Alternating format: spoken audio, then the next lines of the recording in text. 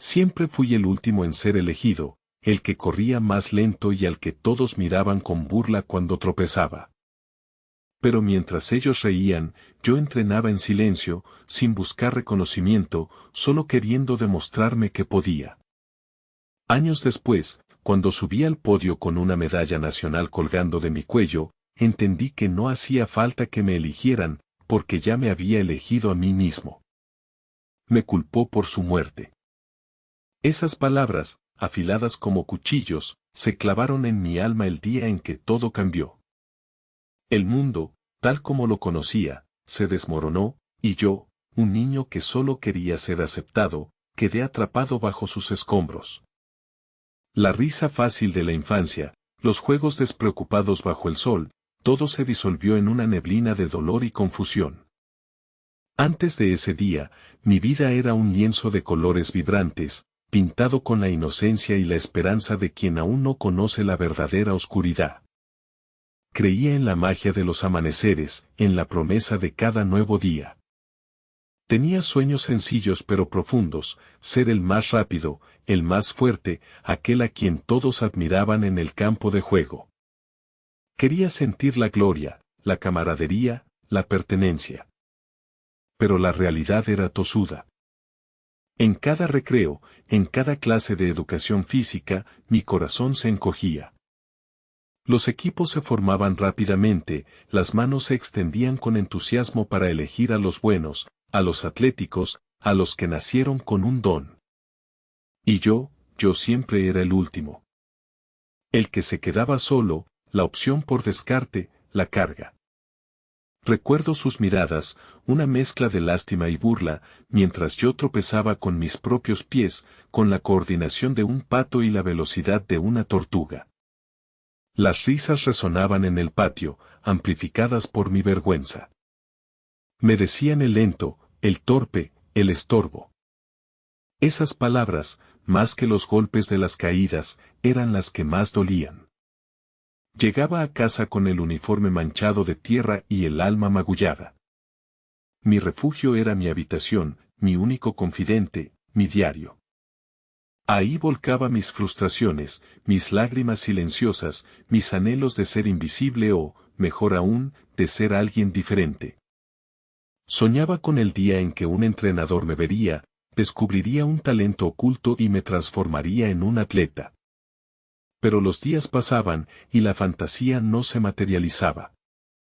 En cambio, se solidificaba la cruel verdad, yo era el niño que no encajaba, el que nunca sería elegido.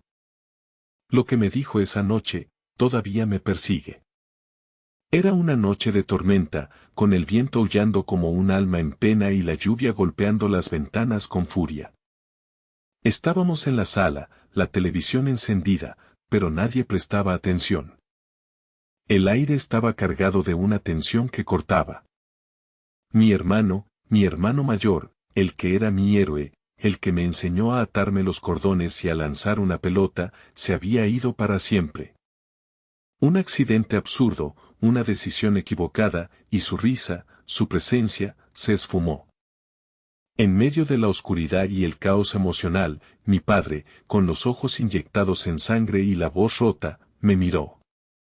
Una mirada que no era la de siempre, no era la de cariño o la de regaño, era una mirada de reproche, de dolor desmedido. Tú deberías haberlo cuidado. Tú eres el menor, él siempre te protegía. Por tu culpa él ya no está. Las palabras no eran solo sonidos, eran lanzas heladas que perforaron mi corazón vulnerable.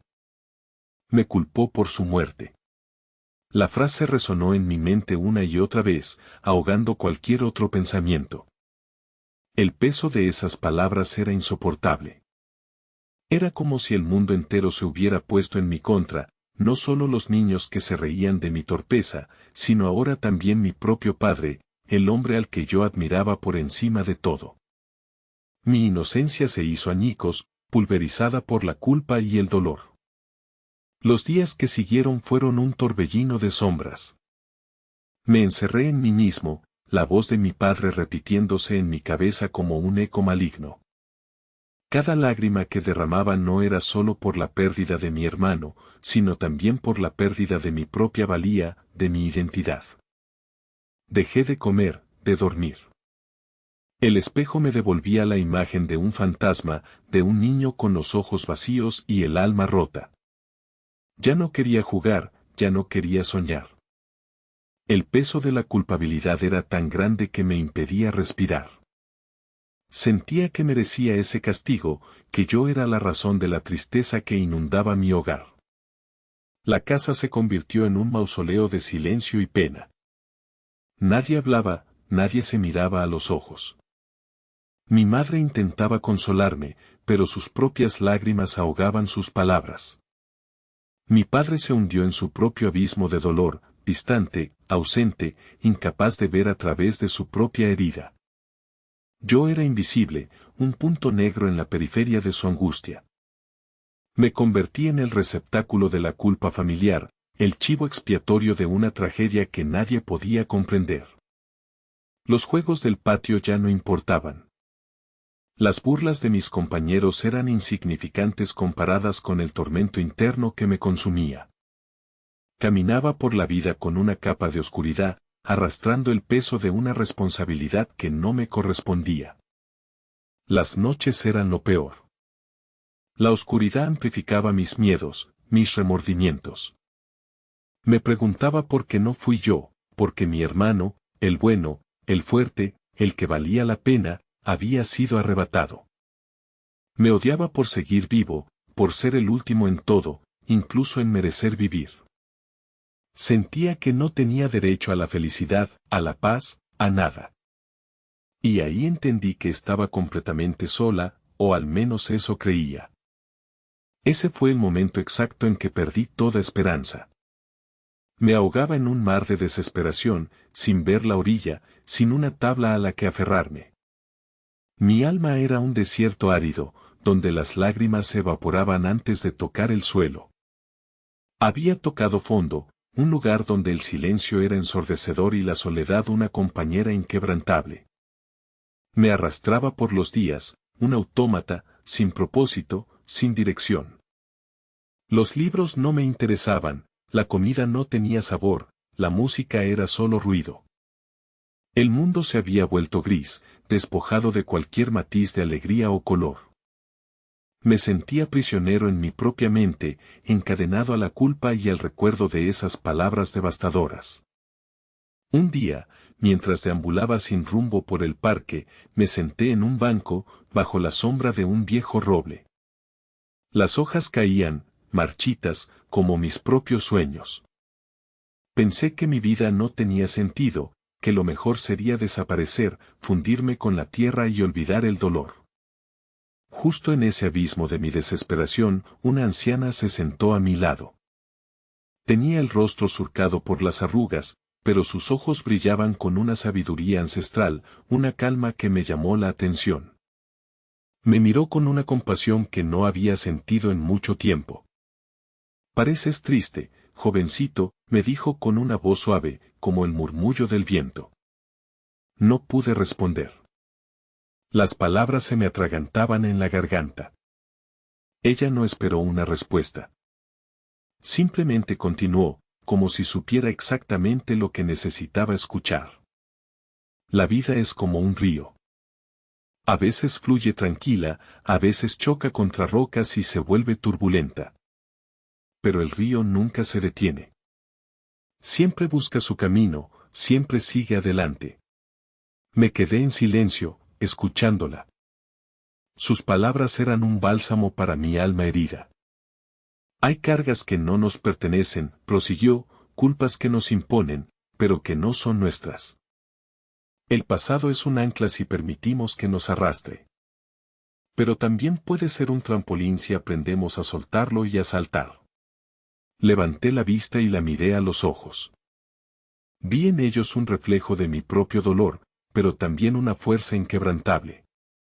Tú eres más fuerte de lo que crees, me dijo, con una sonrisa amable. La elección es tuya, ¿quieres seguir hundiéndote en lo que pasó, o quieres levantarte y construir lo que está por venir? Me dio una palmada suave en la mano y se levantó, desapareciendo tan silenciosamente como había llegado. Sus palabras, como pequeñas semillas, se sembraron en la tierra estéril de mi corazón. Fue una chispa, un diminuto rayo de luz en la oscuridad. Lo que sucedió después, jamás lo hubiera imaginado. Esa conversación en el parque fue mi primer aliento después de meses de ahogo. Fue un punto de inflexión, el momento en que mi mente empezó a procesar la idea de que quizás, solo quizás, no todo estaba perdido. La idea de soltar el ancla resonaba en mí. ¿Podía realmente hacer eso? ¿Podía desprenderme de esa culpa que me carcomía? La anciana no me dio soluciones mágicas, sino una perspectiva, una invitación a elegir. Y por primera vez en mucho tiempo, sentí que tenía una elección. No fue un cambio repentino ni espectacular. Fue un proceso lento y doloroso, como intentar mover una roca gigante con mis propias manos. Los primeros pasos fueron vacilantes. Empecé por pequeños actos de resistencia, comer una comida completa, intentar leer un libro, salir a caminar más allá del parque. Las lágrimas seguían llegando, la culpa seguía acechando, pero ahora tenía una nueva arma, la decisión consciente de no rendirme. Un día, mientras revisaba viejas cajas, encontré una foto de mi hermano. No era la foto que me recordaba su ausencia y mi culpa, sino una donde él me cargaba sobre sus hombros, riendo, mientras yo apuntaba al cielo con un dedo, soñando. Recordé que él siempre me animaba, me decía que no importaba si era el último en ser elegido, que lo importante era intentarlo. Y recordé mi viejo anhelo, correr. No para que me eligieran, no para demostrarle nada a nadie, sino por mí. Solo por mí. Empecé a correr. Al principio, apenas podía dar unas cuantas zancadas sin quedarme sin aliento. Mis piernas flaqueaban, mis pulmones ardían. Las imágenes de mis tropiezos en el patio, las risas de mis compañeros, volvían a mi mente. Pero esta vez, las usé como combustible. No eran para hundirme, sino para empujarme. Lloraba mientras corría, las lágrimas mezclándose con el sudor, liberando el dolor de mi alma. Cada kilómetro era una batalla, una pequeña victoria sobre mis demonios internos. No fue fácil, pero cada caída escondía una lección. El camino fue arduo. Hubo días en que el desaliento me golpeaba con fuerza, días en que me preguntaba si realmente valía la pena el esfuerzo. Mis viejas inseguridades, las voces de mi pasado, se levantaban como fantasmas para susurrarme que era un inútil, que no lo lograría.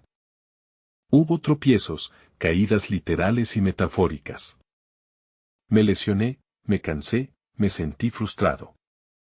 Pero cada vez que caía, recordaba las palabras de la anciana, el río nunca se detiene. Y cada vez que me levantaba, me sentía un poco más fuerte, un poco más determinado. Busqué la guía de un entrenador local, un hombre mayor y gruñón que veía más allá de mi torpeza inicial. Él no me prometió la gloria, solo me exigió disciplina y perseverancia. Me enseñó a escuchar a mi cuerpo, a respetar mis límites, pero también a empujarlos. No fue solo entrenamiento físico, fue una reeducación de mi mente. Aprendí a transformar el dolor en fuerza, la frustración en motivación. Mis músculos se fortalecieron, mi resistencia mejoró, y con cada zancada, sentía que no solo estaba corriendo, sino que estaba sanando. Mi velocidad aumentó, mis marcas mejoraron. Ya no era el lento, sino el que no se rendía. La pista se convirtió en mi santuario, el lugar donde me reconectaba conmigo mismo, donde liberaba el peso de la culpa y construía una nueva identidad. Descubrí que la verdadera competencia no era contra otros, sino contra mis propias limitaciones, mis propios miedos. Y en esa batalla interna, estaba empezando a ganar. Las pequeñas victorias se acumulaban, terminar una carrera sin detenerme, bajar mi tiempo, sentir el viento en mi rostro y no la vergüenza. Poco a poco, la oscuridad que me había envuelto comenzó a disiparse, reemplazada por la luz tenue de la esperanza. Justo cuando creía que lo había superado, el pasado volvió a tocar mi puerta. La transformación no solo fue física. Mi mente, mi espíritu, se estaban reconstruyendo. Empecé a hablar más con mi madre, a compartir mis pequeños logros. Ella, a su manera, también estaba saliendo de su duelo, y mi resurgimiento le daba una nueva esperanza. Con mi padre, la herida era más profunda, más difícil de sanar. Seguía habiendo una distancia entre nosotros, un silencio cargado de palabras no dichas, de reproches no perdonados. Yo, en mi proceso de sanación, había logrado perdonarme a mí mismo por una culpa que nunca fue mía. Pero mi padre, él seguía anclado en su dolor, en su propia versión de la tragedia. Un día, recibí la noticia de que había sido seleccionado para una competencia nacional de atletismo. Era el momento que había soñado, no solo por la gloria, sino porque era la prueba de mi transformación. La noticia corrió por mi familia, y mi madre me abrazó, orgullosa, con lágrimas en los ojos. Mi padre, sin embargo, permaneció en silencio. Me miró, y por un instante creí ver una chispa de orgullo en sus ojos, pero se desvaneció rápidamente, reemplazada por la misma expresión de pena y lejanía. Deberías ir, dijo, con voz apagada. No fue una felicitación, solo un reconocimiento a un hecho. La competencia se acercaba, y aunque estaba emocionado y nervioso, sentía un nudo en el estómago. La herida con mi padre, aunque ya no me definía, seguía abierta. Necesitaba ese cierre, no solo para él, sino para mí. No quería cargar con ese peso en mi momento de mayor triunfo. Y entonces, me encontré cara a cara con quien me había hecho tanto daño. El día de la competencia nacional llegó. El estadio estaba lleno, las gradas rugían con la energía de miles de personas. El aire vibraba con expectación. Sentí una mezcla de pánico y euforia. Había entrenado incansablemente para este momento, pero el peso del pasado todavía me acechaba. Mientras calentaba, vi a mi madre en la multitud, sonriéndome con orgullo. A su lado, para mi sorpresa, estaba mi padre. Se veía tenso, su rostro una máscara de emociones contenidas. Me miró, y esta vez, su mirada se detuvo, como si finalmente estuviera viéndome de verdad, no al niño que culpó, sino al hombre en el que me había convertido. Me acerqué a ellos. Mi corazón latía con fuerza. Era el momento.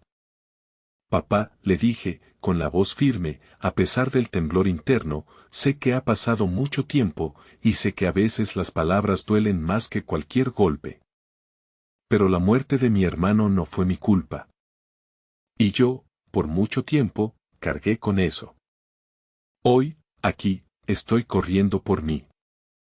Pero también por él, por la vida que él amaba, por el futuro que él hubiera querido que tuviera. Sus ojos se llenaron de lágrimas. Su rostro se descompuso. Vi el arrepentimiento, el dolor, la culpa que él había llevado en silencio durante años. Extendió su mano y la puso sobre mi hombro. Hijo, dijo, con la voz entrecortada, perdóname. Yo estaba roto. No sabía lo que decía. Siempre he estado orgulloso de ti, de tu fuerza. Y tu hermano, él también lo estaría. En ese abrazo, en esas palabras, en el derrumbe de su coraza, se liberó un peso que había llevado por años. Fue un momento de redención, de catarsis. No solo por mí, sino también por él. Era el perdón mutuo, el entendimiento, el amor que nunca se había ido, solo estaba oculto bajo el velo del dolor. Volví a la pista sintiéndome ligero, liberado. No era solo una carrera, era una celebración. La carrera comenzó. Cada zancada era una afirmación de mi nueva identidad. Sentía la fuerza en mis piernas, el aire en mis pulmones. Los años de burlas, las palabras hirientes, el peso de la culpa, todo se transformó en pura energía. Me concentré, corrí con el corazón, con el alma.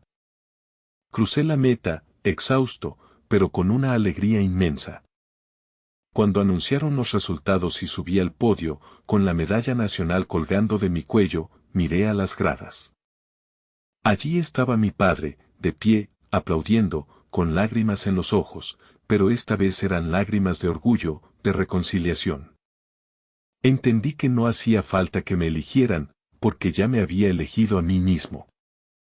Pero lo más importante no fue lo que pasó conmigo, sino lo que aprendí para siempre. Mi historia es la de un niño que fue el último en ser elegido, el que se sintió culpable por una tragedia que no era suya. Pero también es la historia de cómo ese niño, roto y vulnerable, encontró la fuerza para reconstruirse, para elegir su propio camino, para perdonar y ser perdonado. La medalla nacional no era solo un trofeo, sino el símbolo de una victoria mucho más grande, la victoria sobre el miedo, sobre la culpa, sobre las limitaciones autoimpuestas. Es la prueba de que el peor momento de nuestra vida puede ser el catalizador para la mayor transformación. Si alguna vez te has sentido roto como yo, escucha esto, no importa cuántas veces te hayan rechazado, cuántas veces te hayan dicho que no eres lo suficientemente bueno, cuánto dolor hayas cargado en silencio. Lo que realmente importa es que tú te elijas a ti mismo. Que encuentres esa pequeña chispa de esperanza, esa voz interna que te dice que puedes levantarte, que puedes seguir adelante. El camino será difícil, lleno de obstáculos, de caídas. Pero cada cicatriz será una prueba de tu resiliencia, de tu capacidad para superar lo inimaginable. La vida no es esperar a que la tormenta pase, es aprender a bailar bajo la lluvia. Y aunque mi historia terminó con una medalla y la reconciliación, la tuya, apenas comienza. Elige el perdón, elige la fuerza, elige la vida. Elige ser el héroe de tu propia historia. Porque al final, la única aprobación que necesitas es la tuya.